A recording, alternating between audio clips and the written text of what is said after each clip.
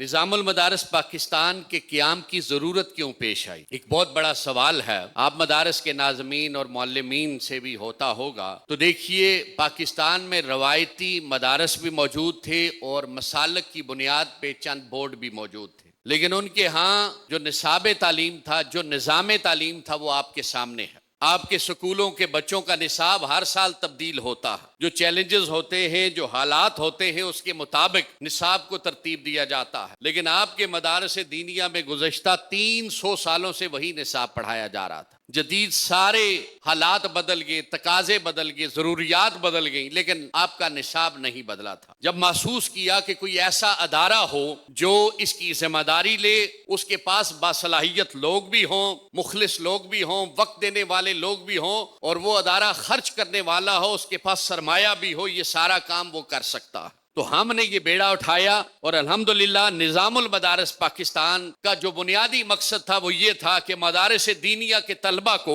قومی دائرے میں لایا جائے۔ قوم کی تعمیر، قوم کی ترقی، قوم کے عروج اور قوم کی بہتری میں مدارس دینیہ کے طلبہ ہر شعبے میں اپنا اہم اور کلیدی کردار ادا کر سکیں۔